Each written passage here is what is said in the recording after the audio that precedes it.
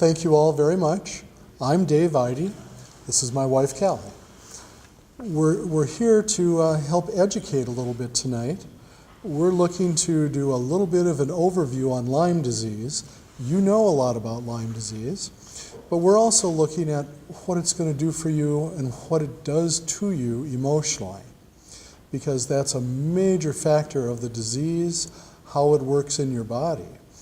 We're also going to look at an answer to another co-infection that isn't often considered with Lyme disease, and that's Candida. It goes hand in hand with any sort of treatment that you're taking that's involving antibiotics. Thirdly, we're going to introduce you to electrodermal screening. Electrodermal screening is a type of evaluation that we use that was invented in the 50s, and we'll get into that more as you learn about it, to be able to measure the energy of what's going on in all the different organs. Is it a normal energy? Is it a stressed energy? Is it a weakened energy? And it gives you yet another way to have a value of what's going on from a whole nother point of view that's equally as important. So hopefully you're going to see some new thoughts tonight. That's the idea, and we're here to try to help provide education. Callie? And I'm Callie Eide. My specialty at the Natural Path is working with the emotional component of disease. That really fits with Lyme, as I'm sure all of you in this room know. The emotional piece in Lyme recovery, in post-treatment Lyme syndrome, is often overlooked by both the medical and even the natural community. So we have a lot of information about that tonight. We have ways that we work with stress and anxiety and all different sorts of inherited emotional patterns also. One of the questions we ask is, what do you think came first, the anxiety or the tick? Were you prone to anxiety before the tick bite, before the Lyme infestation, or was it a result of that spirochete? So we're going to explore that a little bit and show you some of the things that we do differently, because that's the title of our talk tonight, is taking a look at Lyme differently. So thank you all for inviting us here, and I think we'll dive right in, Dave. So we're going to do just a little bit of a Lyme overview, because the next thing we'll end up doing is doing a little bit of a Candida overview. And when you notice 80% of it's the same, it might get your attention. Pretty important thing.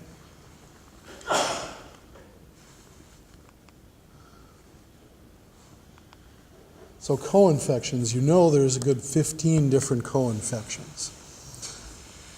Think about Candida as number 16, or just think about it as another one, because it has the ability to be a co-infection for this. The Borrelia, the other bacteria, can live inside the Candida. The systems that it's affecting, well, as you can see, here's the list of our main group: cognitive, digestive, muscular, skeletal, neurological, emotional. That's Lyme disease. You got it, it's got you. Traditional medical testing, very useful, but really aimed at the acute situation and not the chronic situation. It's just the best they're able to do so far, and they're constantly trying to improve this.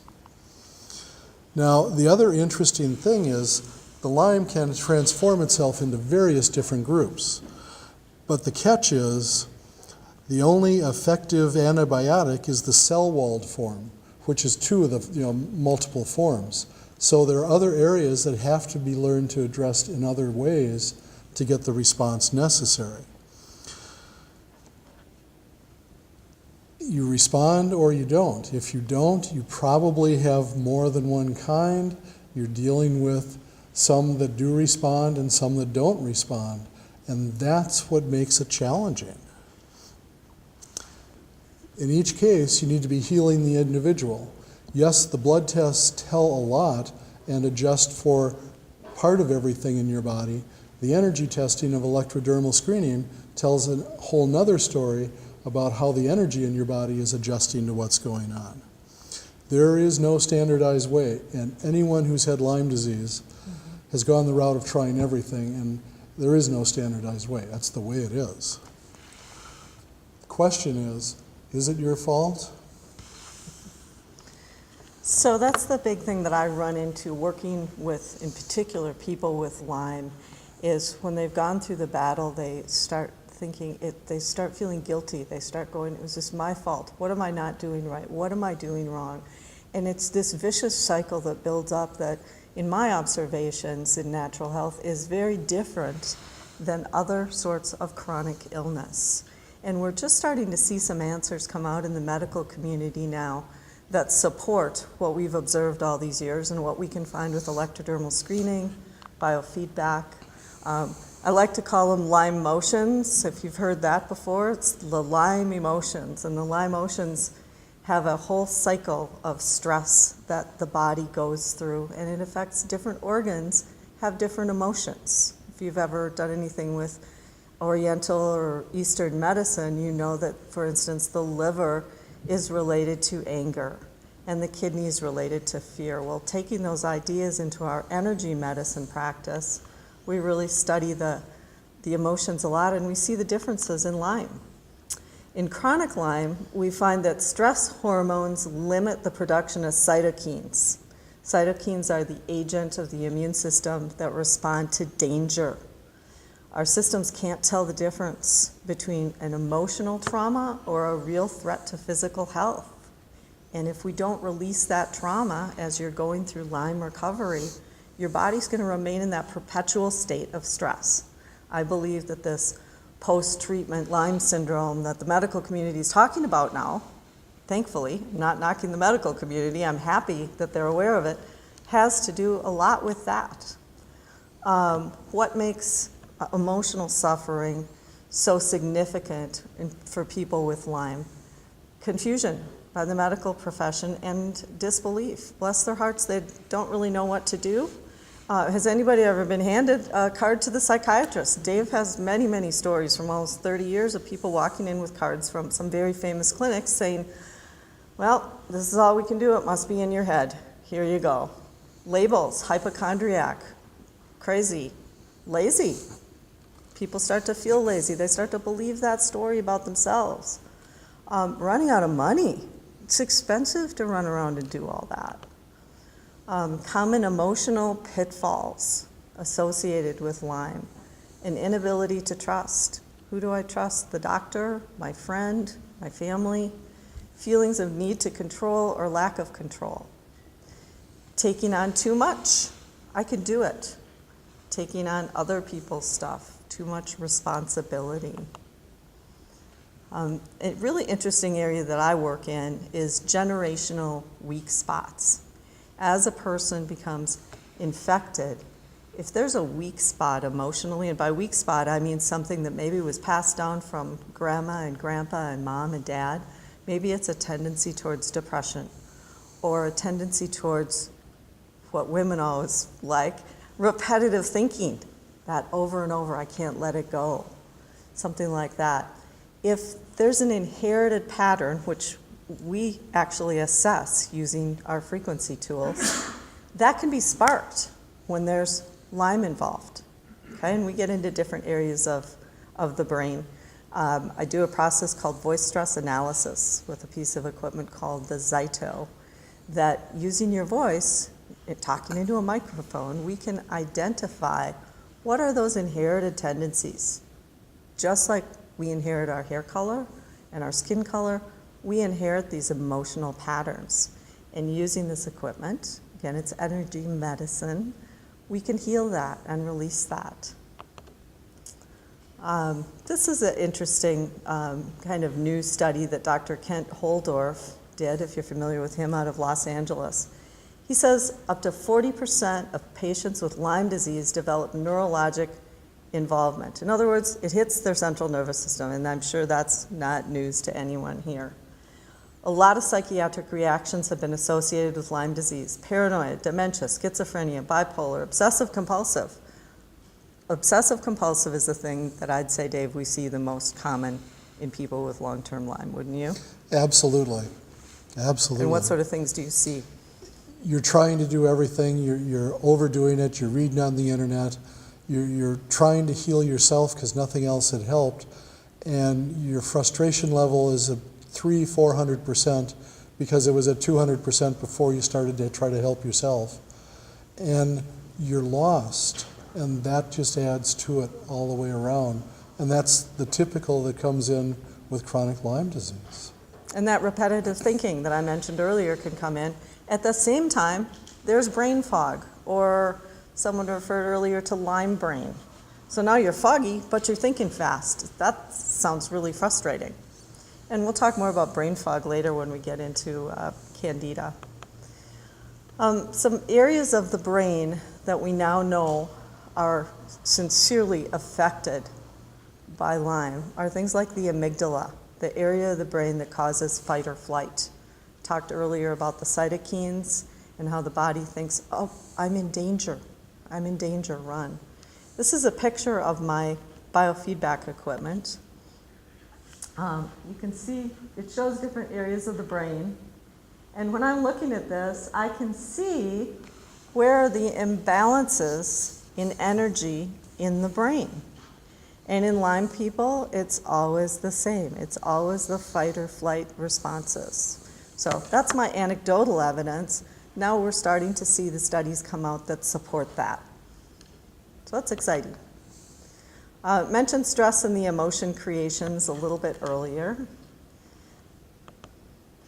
Imprinting. Now, that's an interesting concept because these emotions, whether inherited, like the anxiety came before the tick and then worsened, or whether a result of, here's the tick or the Lyme, and now I have anxiety and stress, can then imprint in the body and become a pattern. What we do at the naturopath is we try to break those patterns all the time to get the body back to its natural state of being, back to homeostasis. So with imprinting, does that affect fungus at all, Dave? Absolutely. You got to remember, you got a bacteria in Lyme that is got a quantity, a neighborhood. They've developed a family group in your body amongst their buddies besides that all have a presence. They have a physical and emotional presence. You add the Candida to it, single-celled parasites, a whole nother group of family that's adding you yet another physical, emotional block or recreation in their way, not your way. It's like having a bunch of dysfunctional families running around inside of you, isn't it? So, definition of Candida. Well, as you can see, we've got a pretty good definition up on the screen. The idea there is it is fungal yeast. There is no doubt about that, which means it's a fermenting yeast versus mold and mildew that sits in the corner and doesn't bubble and hiss and do some of the other things that the fermenting fungus does. The bigger part of Candida is that it is in our system as we are born. So it's never a problem unless we do excessive amounts of starch and sugar. The trouble is the American diet says, you're a baby, we need good snacks for you. So now you're going to get Cheerios, raisins, and goldfish. So that's basically starch and sugar. And then we're going to move you up to better quality food, and that's usually mac and cheese. And now you're getting starch and mold, because cheese is 25% mold or more. And it's the fermenting type mold. Wait, now what do you feed a baby if it has colic? Good question. Rice? Yeah, all the soft things. Oatmeal? All the starch, all the sugar. Everything to feed the So fungus. you're igniting the problem. You see a child born that has thrush or cradle cap, that's excessively active fermenting fungus in the body. And the thrush you can see here, but it could be down in the digestive tract. It could be throughout the body walling off things because thrush is a biofilm. Again, you see a lot of biofilm reference with Lyme also. Things are getting walled off in your body. That's a huge issue. Will you explain biofilm a little bit better? Well, I got a simple explanation for biofilm. It's a barrier, but let's call it saran wrap. So through the center of it, you can't break through. Around the edge, it may leak a little bit, but fluids don't transfer through it in either direction.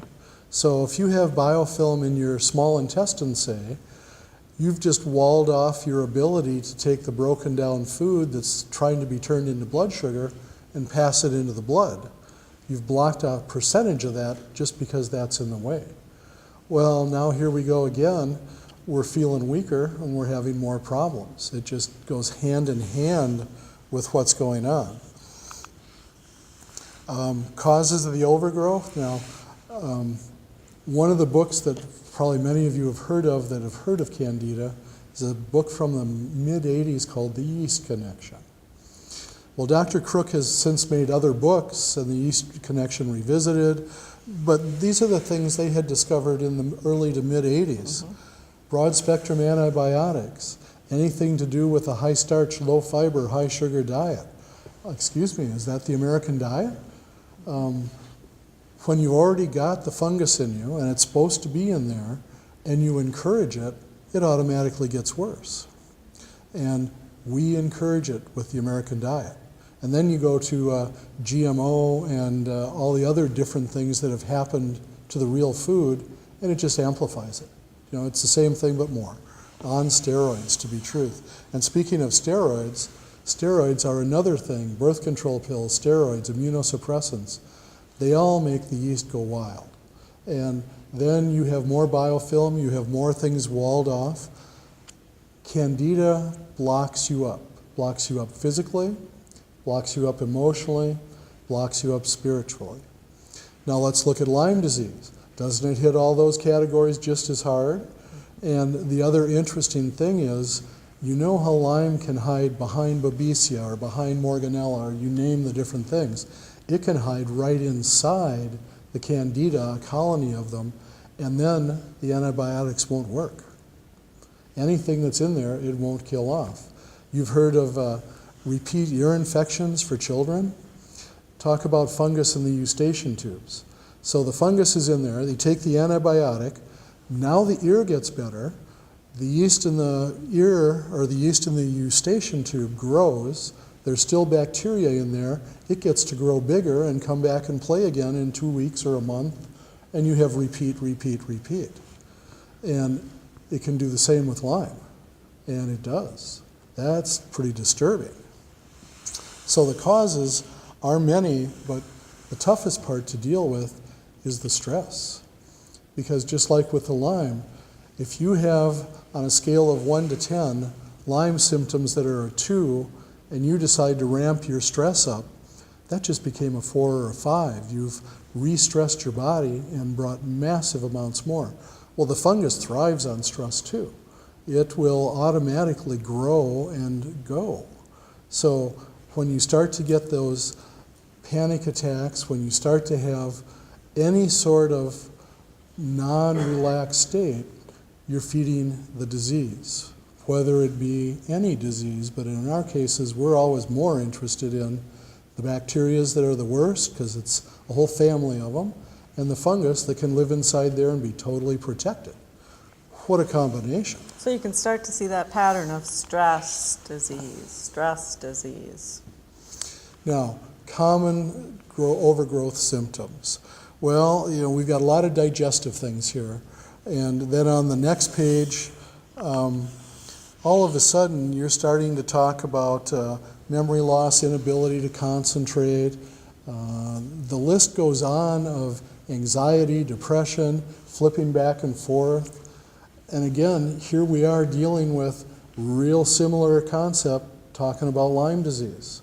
It's like they're mimicking each other for something to do, but they're both deadly in their own way. So Dave, there's a big one on this slide that always jumps out at me, which is food and chemical sensitivities. How many misdiagnoses do you see? So what typically happens, let's say you go to an excellent place to get allergy testing done, and they test for like 150 or 60 items, and you're bad for 120 of them. Well, if they're held in the fungus because they're walled in, you test positive. So now, remove the excess fungus, remove the excess debris that was caught in the fungus, and all of a sudden, you're allergic, but you're allergic to 5 to 10 to 12 instead of 120. And this goes on and on and on. The better places around that really know how to do allergy recognize fungus as being a big issue, which of course isn't the regular profession. It's the alternative people that do allergy. And truly a need to deal with. Now, as we look at symptoms that mimic the problem, gee, you know, they even have Lyme disease tied to this. There were books written in the 80s called The Missing Diagnosis. The doctors did research on most of these and identified people in major groups, like 20-30% of them, where they removed the Candida. All the symptoms of all these various things went away. I did not say 100%, but 20-30%. So the overlap is again becoming huge. And it's at a very epidemic level. As you guys all know, Lyme is at an epidemic level way beyond what the public understands about it, way beyond what any of us understand about it. It's scary. So now the why me, you know, is it my fault? Well, in this case, sort of yes. We were trained to do all the wrong things. So is that our fault? No. We have to learn to know the difference, so education comes into play here. You've got to have the education to know what's good for your body. And the thing that's happening here, when you're talking about whether it's sugar or starch, you're talking about glucose, one of the highest inflammatories you could have in your body. Now the question is, are you 30 and want to feel like 65? Drink a lot of pop, eat a lot of pasta, and gee, you know, there's a group of people that hit that reel at an early age. There's others where they say, well, I've got the problem, nobody else does, what's the deal? Well, wait 10 years, because everybody, it goes around, unless you're an extremely active person that burns off all of the sugar before it gets used in your body. Okay, so I have a question for you. What percentage of new clients that walk in your door would you say have Candida? Probably 90%. And what percentage of people walking in your door with a Lyme diagnosis have Candida? 100%. And that's been true for 29 years, for several hundred people. So there's some real correlations that I see due to practice. Being constant exposure, people that's with. And it's not shocking, it's just the way it is. And it's something, again, probably one of the better medical treatments for it is a product called diflucan, or its derivatives, because there's a lot of others that make it too. And it does quite a bit, but it's a one item. It doesn't shift when your body chemistry shifts. It doesn't shift when you go through having different types of fungus that kill with different things. So you can't adapt. There isn't enough in the pharmaceutical arsenal to adapt to go after it, nor enough testing to energetically know the difference from one to the other, unless it shows up black and white in a blood test, which, as we know, they haven't done the best job for blood tests on Lyme. Well, they haven't for Candida either. And both areas are getting some research, Lyme much more than Candida. Candida is not getting a lot of medical research at all. And it's probably more prolific than anything we've got in this country. So isn't that a way to look at Lyme differently, from a different lens, a different light? Want to go to the next slide?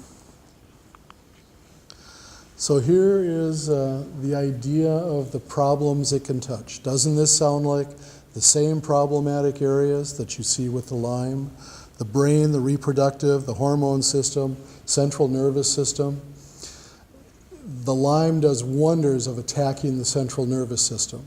The Candida does wonders for attacking the central nervous system. Let's put them together and see how bad we can really get. Well, that's usually the case. And you add the antibiotics to it when not being treated with the right antifungals at the same time, and it causes problems. But there's no doubt that there's value in the antibiotics. It's a matter of a bigger team effort to make everything work together. And that's the hardest thing to get going. And I've been so happy with working with the holistic doctors that do this, they're glad to have someone taking over that part of it because they want to concentrate on the rest, and these people are already working really hard on their programs, and it's taken everything out of you to do this. Absolutely. And they for sure don't want to be working on the emotional piece to get the card to the psychiatrist again. Okay, here comes my favorite slide. Oh, I don't know. Here's fungus. Looks like a sponge, is a sponge. Let's say it's in your sinuses and you breathe in a bunch of debris in the air. You can become allergic to everything that's now locked in your sinuses in the fungus. Let's say a bunch of Lyme crawls in your blood and you've got fungus in your blood. It crawls right in there. You could take antibiotics forever and it wouldn't kill what's inside the fungus. It would kill what's in the blood, but it would not kill what's in the fungus. But what would it do for the fungus? It would feed the fungus, make the fungus larger, give it a bigger place for the bacteria to continue growing so it can come back when you're off the antibiotics and hit you hard again, or extremely hard again.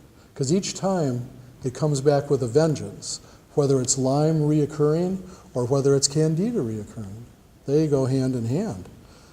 But that picture describes it all because it'll hold it all. And the bacteria one, like I said, with the childhood ear infections and the childhood sore throats, it just goes on. And the replacement of the eustachian tubes, oftentimes they get rejected by the body because there's so much fungus in the way even. It becomes super challenging. Now, how does it compromise the body? Well, we've been talking about a lot of this, but you're dealing with real problems and it adds a neurotoxin. As it's fermenting, it makes a product called acetaldehyde. Something you're used to every day, I'm not sure, because I sure wasn't. But bottom line, it's a toxin that comes off. It can do as much for you as giving you different forms of foggy brain to all the way to hallucinations. It can cause breakouts on the skin. It can cause raised rash. It can cause itching. It's an extremely bad chemical, but once you've got the Candida overactive and you feed it more starch and sugar, you feed it more penicillin, it's going to make it go super active, and then you're going to have all more of this toxin besides the diseases. And diseases and toxins are quite different things, and it's totally different ways to get them out of the body. Because you're trying to kill a bacteria, a virus, a fungus. You're trying to pull out or detox a toxin. And it's two different things.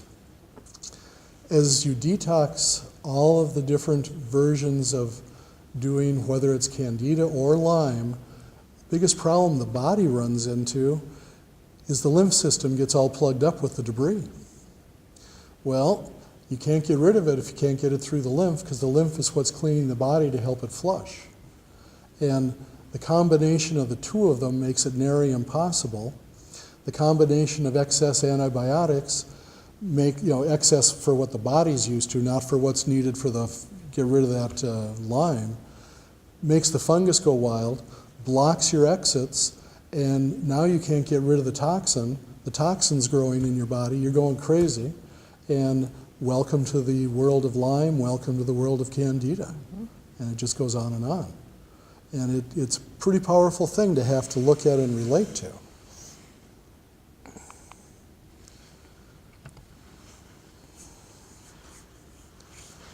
And of course, we know all about the gut sort of stuff. I mentioned that a little bit with the biofilm earlier. If you've got this coating that was thrush in the mouth, but you've got it in part of the stomach, well, all of a sudden you may not be getting all your stomach acids properly. It could be blocking some of that. You've got it in part of the small intestine, well, the absorption from the small intestine into the bloodstream is being partially blocked. You've got a worse case of it, it's being blocked more.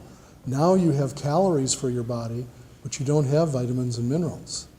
So all of a sudden your body's going to waste while you're needing to take all these heavy things to help your body recover from this stuff, and you don't have the strength to do it. And it really defeats the purpose. It makes it real hard. But we all get through. That's the important part. There is hope, absolutely. Yep, the challenge is it's all so gradual, we can't always tell what's going on. Just like with the Lyme. Oh, I had a bite, and I never thought anything of it, and 6 months later, now all of a sudden it's a bad deal. It's gotten real bad, and you have no idea, and you go in, and if it's still in an acute state, you're going to have it show on a blood test, you're going to be able to get some help that makes sense, or if it's in the chronic state, you may get that card that says, it's all in your head, I've given you 50 tests, I haven't found a thing. And it's frustrating, and why me? We didn't know. And it's not our fault, but it's the challenge. And to combine that and realize these two different things are of such a team effort to take us out of the game, to put us on the sidelines, and to make us pretty worthless, we want to change that.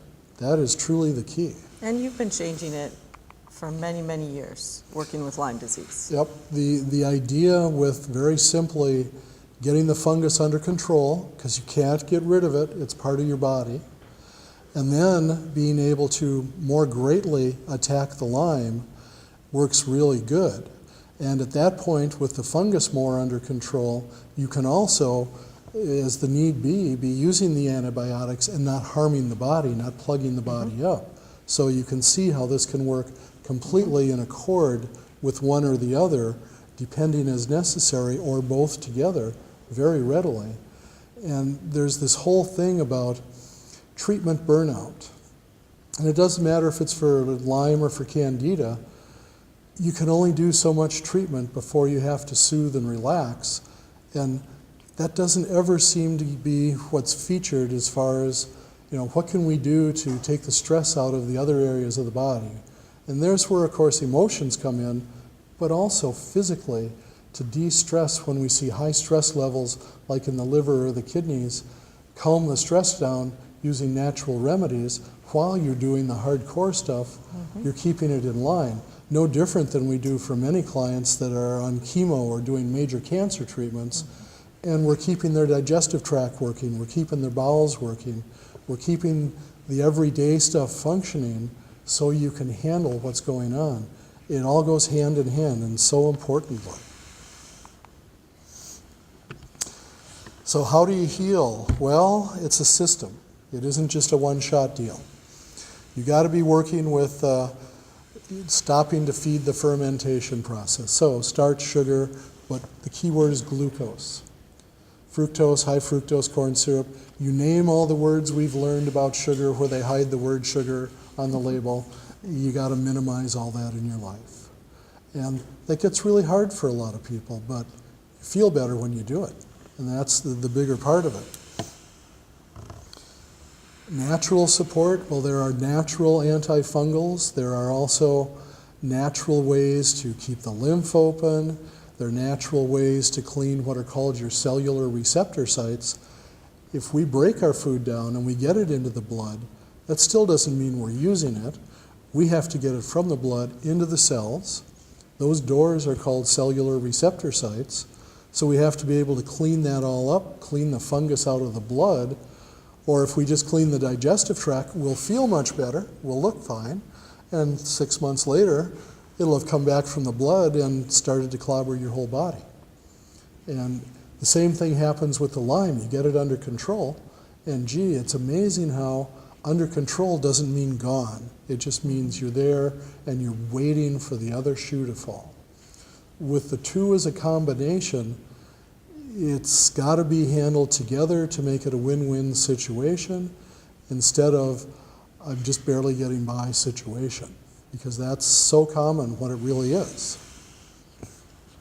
So that was talking about the metabolic enzymes to clean like that. Where did we go? There we go. I thought I pushed it.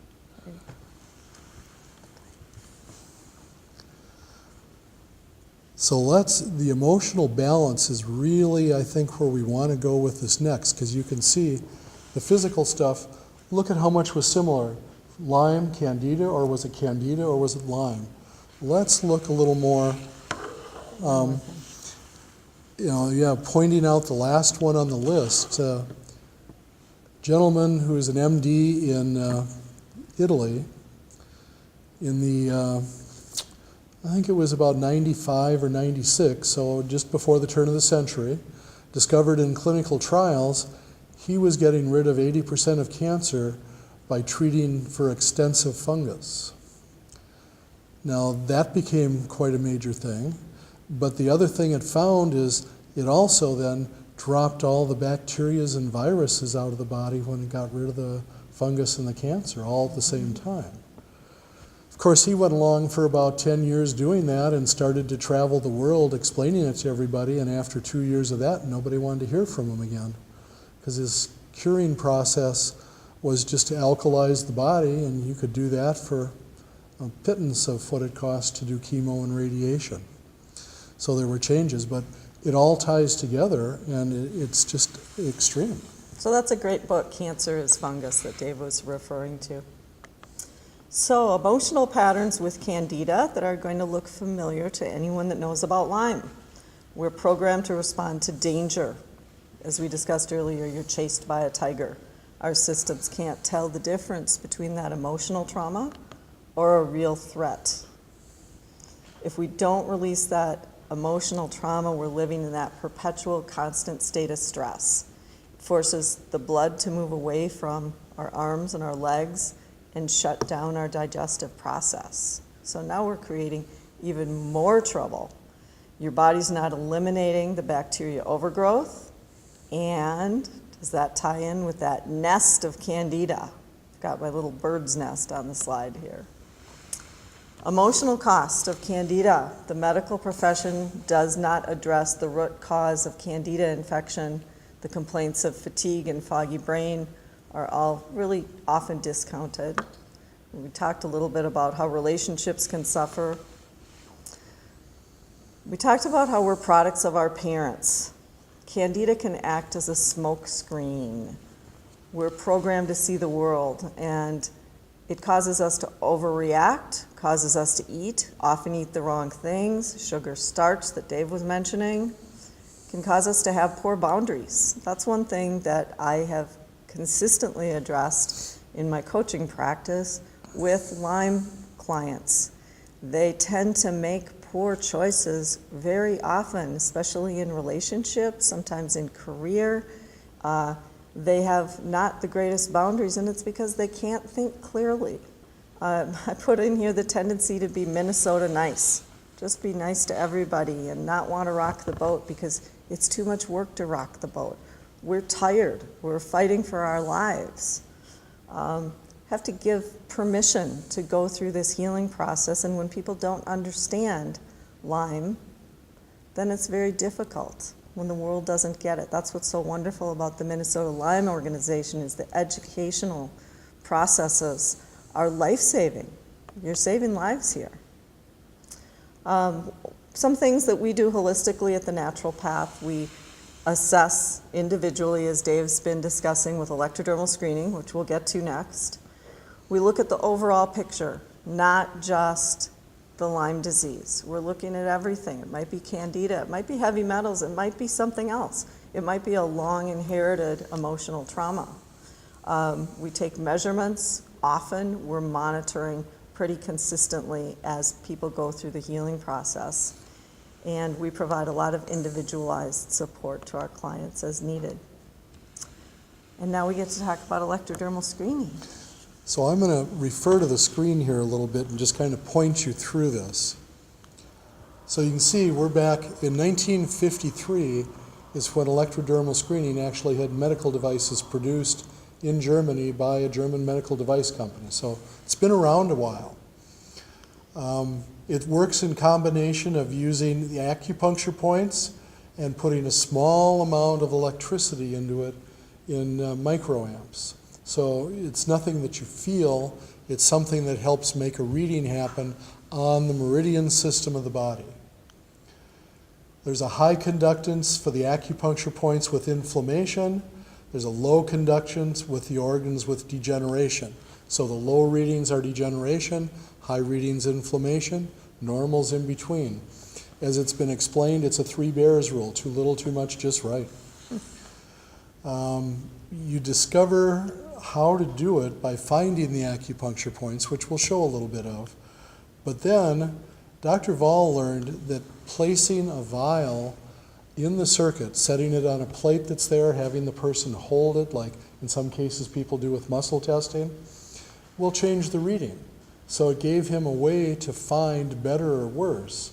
So here you have an MD in the 50s doing what the kinesiologist was doing. That was what, mid-60s, 68? Dr. Goodhart, Yeah. 1960s. Yeah, so it's been done by the medical for once before it was done naturally. And I thought that was pretty good. Giving the correct substance, again, brings it back to normal. So that's kind of a key thing. Now, looking at electrodermal screening, here's a simple display of my desk. So, of course, we have a computer display.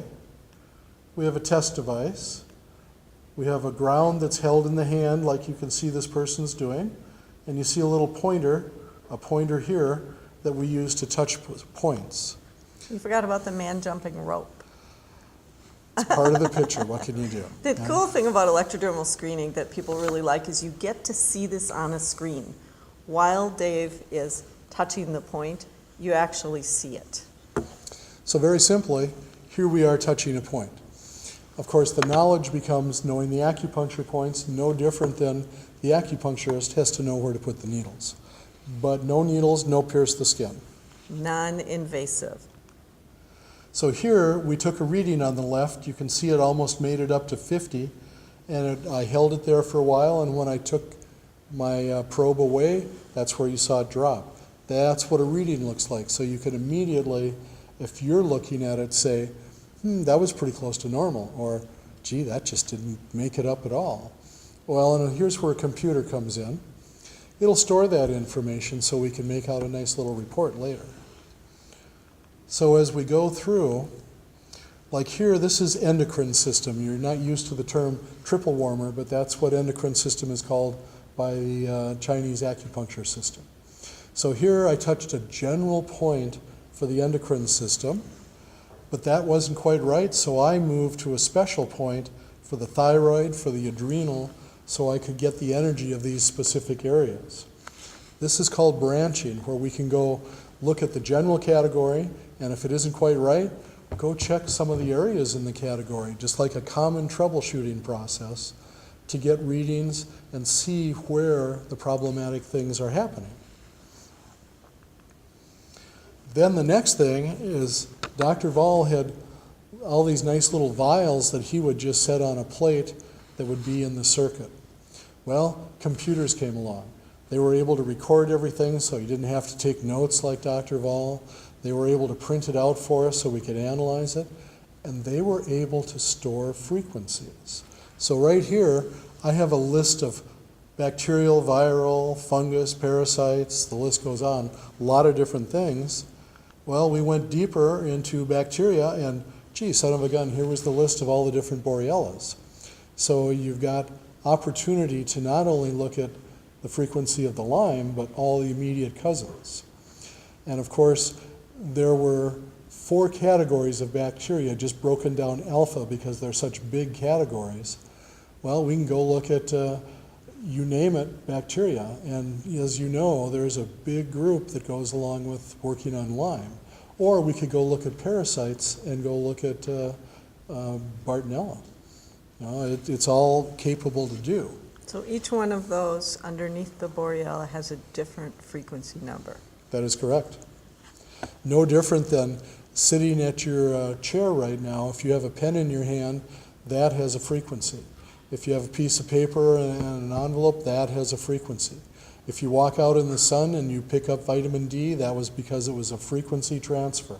You didn't take a pill, but you got it by frequency. Now here we have a whole list of fungus, and this is just a little bit starting with thrush and moving down through some of the candidas. Well, this also is an A to Z listing, so there's a whole series of them. And as it goes, you need to get a general idea of where it is in the body. Is it in the digestive tract? Is it in the blood? Is it throughout the lymph system? These are the primary areas of the body, so you know what and where to attack in a proper manner. So now these are homeopathic remedies. And so we can actually compare a remedy, and I think even on this page there's a remedy called EBV stat. That one's for Epstein-Barr. And we come down here, there's another one for Lyme stat. Now that may or may not work, and there are many companies that make things, so it becomes the practitioner's job to stock a series of things so that you can work till you find what's correct. Because that's the harder part. One size does not fit all. It just never has, never will. I just have never been able to wear my wife's clothes and feel comfortable. But you'd look so cute. Right. So you get a reading at the end. Well, guess what? Where that main line is, where most of them are coming to, is the spot you're looking for. But gee, there's some very obvious ones that just didn't make it up there. So that's giving me immediate places to go look for the problems. Instead of trying to figure out the whole body, we now have honed it down from basically 55, 60 places to maybe half dozen to a dozen. Makes my job a whole lot easier to try to hone in on something, because that's the key. We need to find the underlying problem that's going to release many things, solve many things. Instead of 10 different items, well, then we'll need 10 different products to treat the 10 different items. That is not a good way to go about it. It will not solve the problem. The body will not be able to handle all of those 10 in the first place, so you have to be able to, by energetic means, produce priority. What's 1, 2, 3, 4? And can they only handle 3 or 4 out of the 10? You need to figure this out, then you get a much better success rate. It's all about doing the diligence to check and double check to get answers that make sense, that you've got a proven track record of worked. So, the natural path, what can we do to help? We work through the Lyme process with electrodermal screening, as Dave discussed, and I mentioned earlier what I do with the emotional work. Voice stress analysis is what I use for the inherited genetic patterns that we talked about earlier. A person would come in and they actually record just a brief recording about grandma, grandpa on each side, mom and dad, and a significant other, perhaps a spouse or sibling. Using that recording, the equipment, again, you see it all on a screen, just like electrodermal screening, can show us what patterns that we discussed earlier, depression or repetitive thinking. It might be a belief of unworthiness. I see that side of the spectrum a lot in Lyme and Candida. People just say, I'm not good enough. Working with that equipment, we can then release those inherited patterns and help your body to get rid of that imprint we talked about earlier. It's a way to do something differently with emotions that we know works, because we've been doing this a long time. Biofeedback is another thing that I do, and it's not your typical medical biofeedback. It is a biofeedback device cleared by the Food and Drug Administration. My client's laying in a chair, comfortable chair, with wristbands, ankle bands, and a headband. So just as Dave takes readings with a probe, I'm taking readings called a galvanic skin response. The picture I showed you earlier of the brain would be one of the things I'd be looking at with Lyme. There's also a whole list of things, like you could find the different frequencies and the spirochetes and all these things, and I'm going to quickly tell my story of today. Is that okay? Go right ahead. So I had a client this afternoon who came in that I've worked with for quite some time, and up popped on her screen when I did the initial assessment about 5 things in bright pink. There's red, and then there's pink, and then there's yellow. Bright pink means sometime in the last few weeks. Lyme. That's a big red flag to me. So I do some work with it and, get some more information. Then I asked her, I said, where have you been in the last couple of weeks? Well, we bought a cabin in Wisconsin, near Siren. Yeah, major tick infestation. I said, so, you seen any ticks? She said, oh yeah, I pull them off my husband all the time, but I don't think I've gotten any. So, does she have Lyme disease? No, she doesn't have full-blown Lyme disease. Did we identify the frequency of Lyme, the possibility of Lyme, and the reality that maybe she had it years ago and I'm seeing it in frequency, but I knew there was an exposure in the last few weeks. Did we find it before she could feel it? Yes. Are we going to do something about it? Absolutely. So it's a big, wonderful piece of information to be able to know that we can do something earlier rather than later when symptoms appear, because we're natural healthcare professionals. We do non-invasive modalities, and we don't treat the symptom. We look for the cause, and the symptom ideally goes away. Or else we keep looking, because they call him Detective Dave around our office. But the whole key is to be very persistent, double and triple check everything, but we're working in the frequency or the energy. So as an example, we also do thermography, which is digital thermal imaging. You all see that all the time. Anytime you watch radar weather, that's all thermography. You're getting thermal images, heat images. You're looking for the hot spot.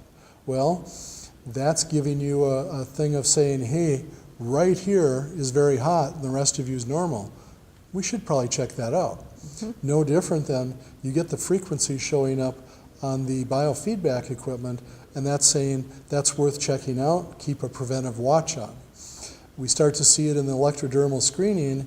That usually means that the frequency is either there or it's in an inherited form that's there, and it becomes both a watch and figuring out which one is the way you treat it to find out which one it is. But it's a due diligence to get the answers, because we need the answers. And I am the thermographer at our office, and usually it's women coming in for breast thermography. And if I see someone with a lot of clogged up lymph, and we send this out to a medical doctor, so a medical doctor reads them, but I can comment because I'm a thermographer. If I see a bunch of clogged up lymph and I look at the history they've given me and I see Lyme or chronic fatigue syndrome or Epstein-Barr, do you think I'm going to talk to them about clogged up lymph and what they can do? Either go to a lymph drainage practitioner, take a lymph product such as Lymph Clear, see an electrodermal screener across the hall, something like that. So it shows up on thermography. We pretty much went through that. I think we want to open it up for questions, because we just talked for almost an hour. What do you got to ask about, or what have you got to comment? Anybody? Yes. How much does it cost? And how many times do you need to do it? Talking about electrodermal screening now? Okay. So an initial visit for electrodermal screening is an hour-and-a-half visit. It costs $250. That does not include any product.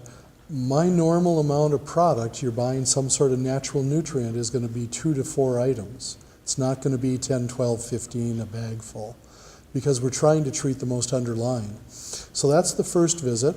Additional visits are scheduled for 45 minutes, not an hour and a half. We're reviewing the plan we're working and checking for any other side debris, so it does not take as long. The products are probably going to be different, but a similar price to what they were from the first visit, depending on what we find. Depends on the person. The typical, if it's a Candida type thing, is 2 to 6 visits, and most of that depends on how well you eat during all that time. Because if you're feeding the fire while I'm trying to put it out, doesn't do much. Same thing with the Lyme. If you're feeding the fire and you're finding out there's a bunch of fungus in there besides, it's giving the Lyme more places to hide. Well, every time you do that, you add weeks to months to the program. So to say exactly how many visits, can't really tell you. Did that answer your question? Okay.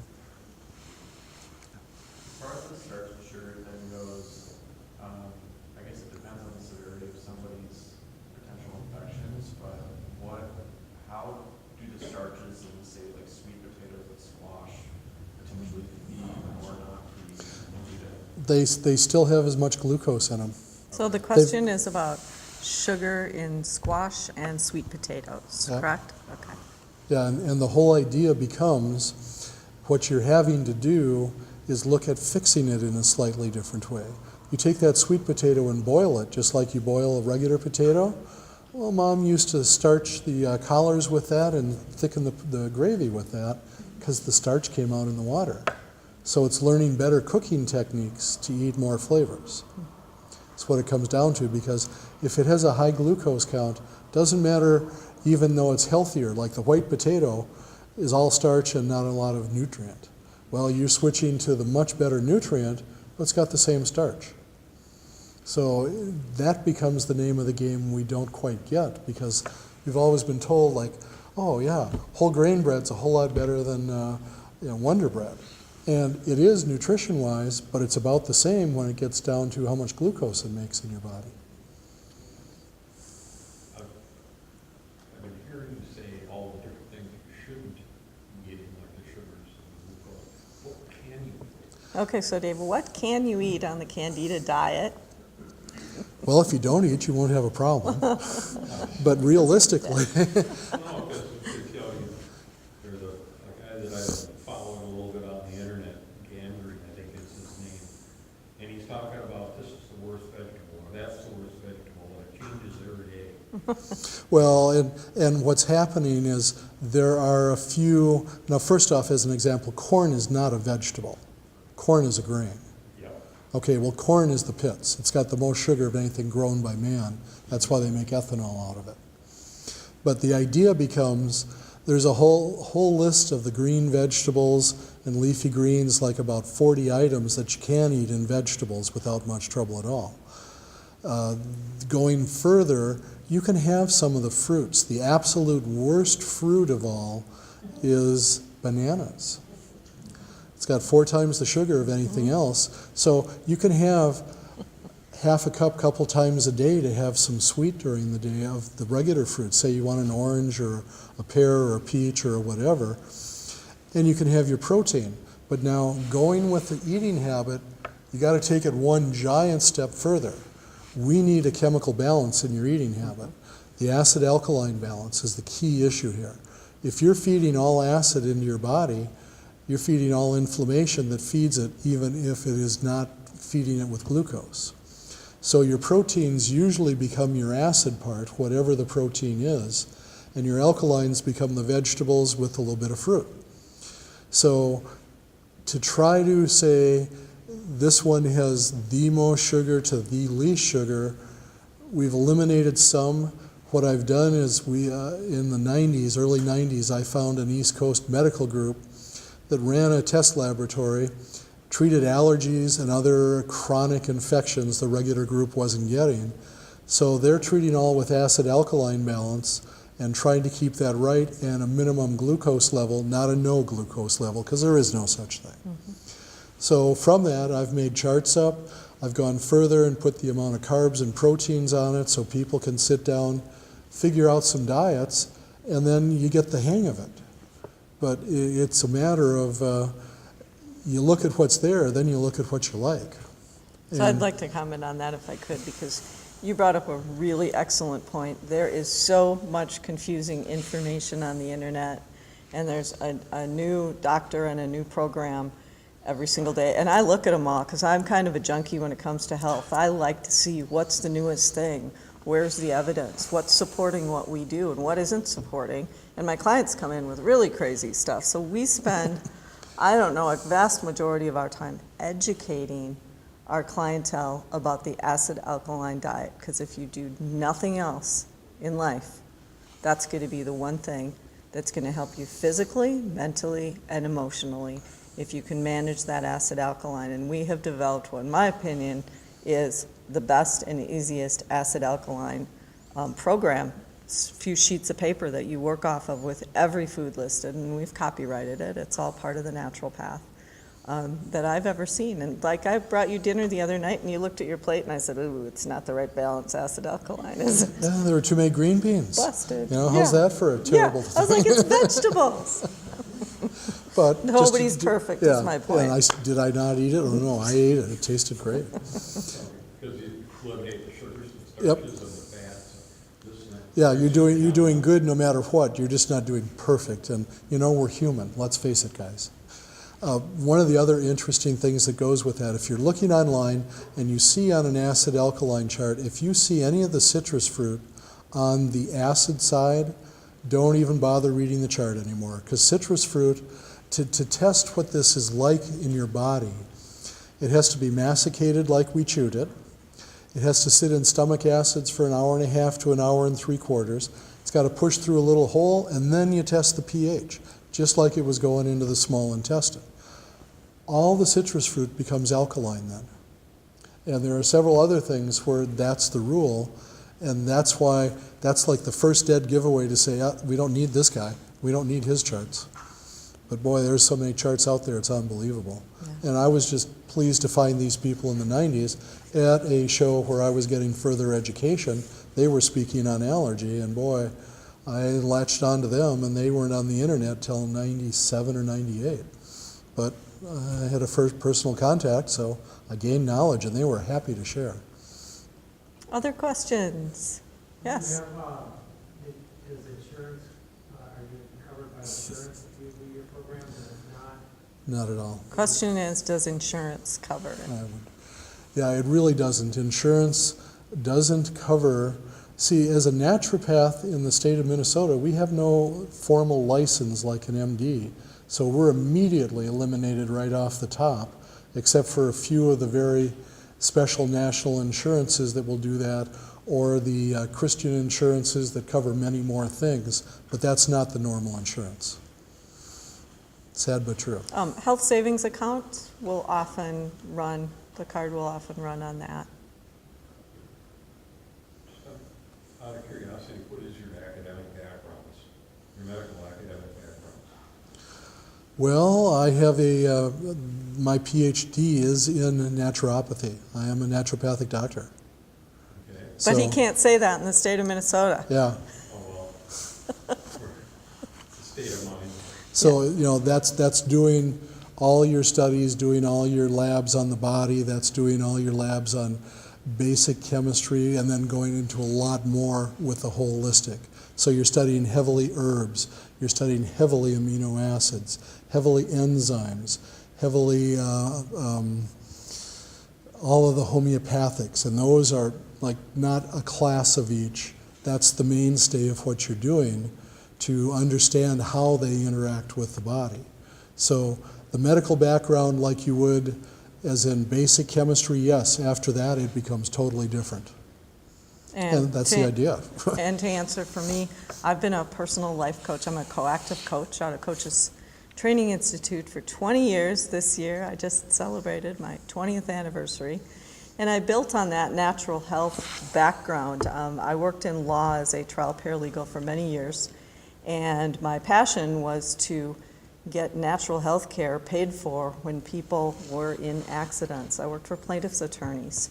So I did a lot of lobbying, a lot of research. I worked with chiropractic, natural health, all different types of modalities. And then I decided to go into coaching. And then I took on the Zyto I've mentioned and the biofeedback. 8 years ago when Dave and I were married, those were part of his clinic.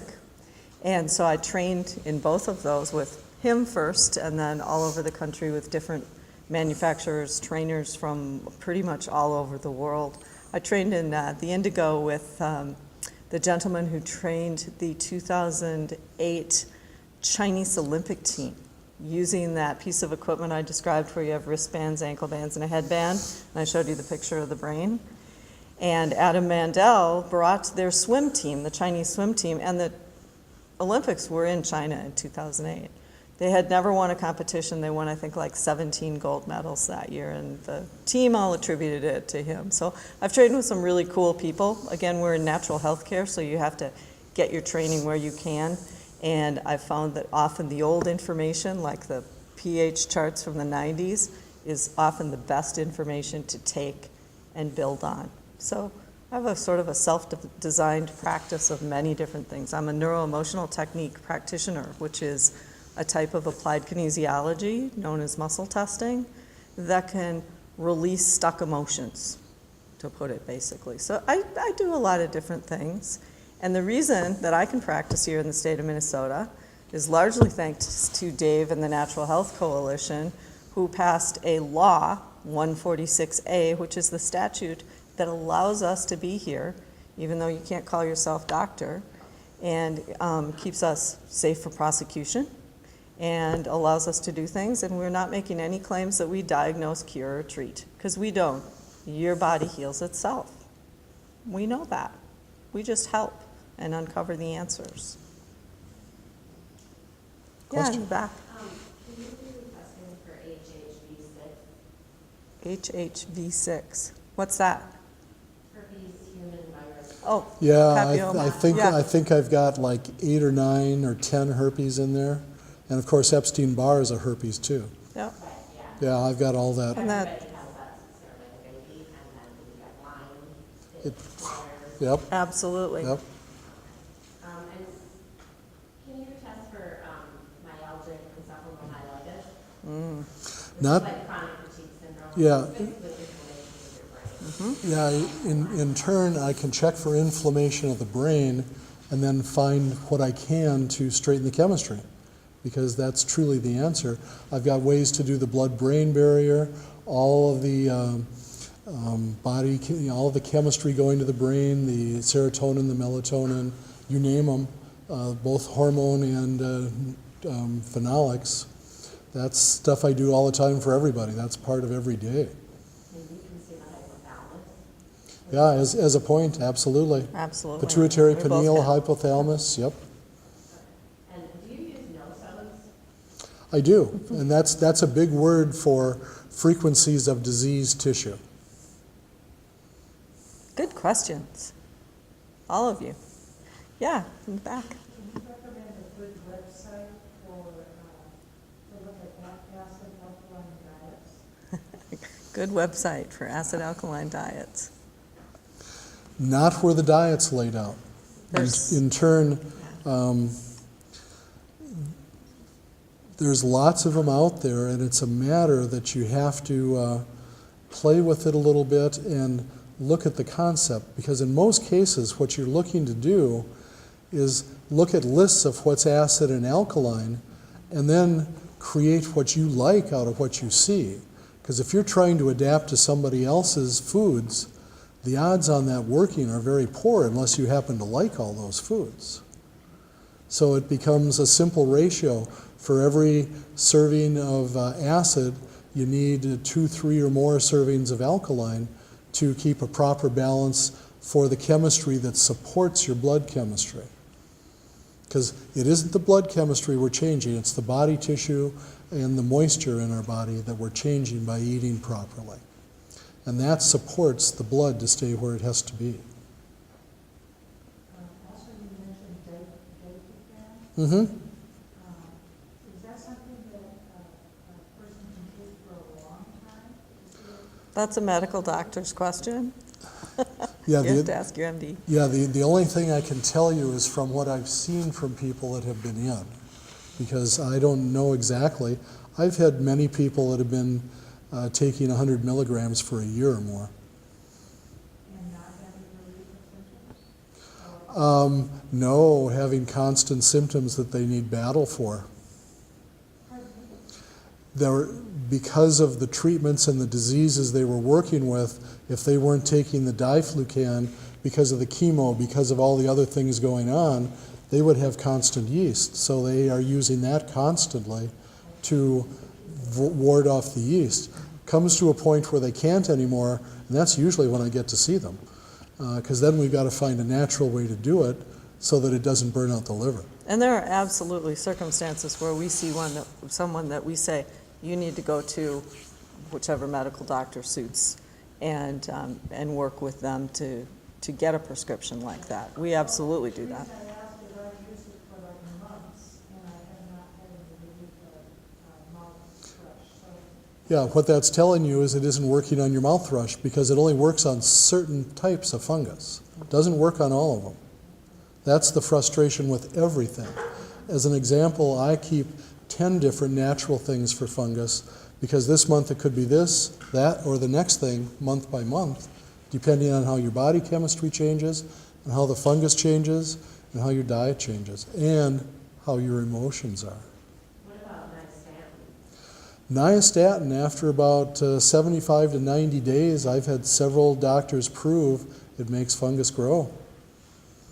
Yeah, one of them I wish was still here that fought it heavily, Dr. Keith Sainert. One more question? Anybody else have any other questions today?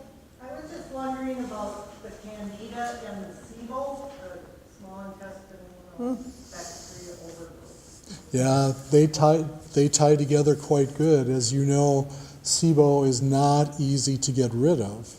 Well, just think if you're getting rid of what's out and active, but you have a whole supply of fungus harboring it and protecting it like it was in a safe house, so you get a little ways down the road and it's better, so you quit taking stuff, and then all of a sudden it comes right back and hits you again and again. The fungus is harboring the SIBO into place. Very common. But there's hope, because you've heard it tonight, what we can do to help with that. Can you have a clinic here You need a satellite office in White Bear Lake? There are people come from all over the country, believe me. I'd like to thank Dave and Callie Ah. for everything you're doing. Thank you. Our pleasure. Well, thank you.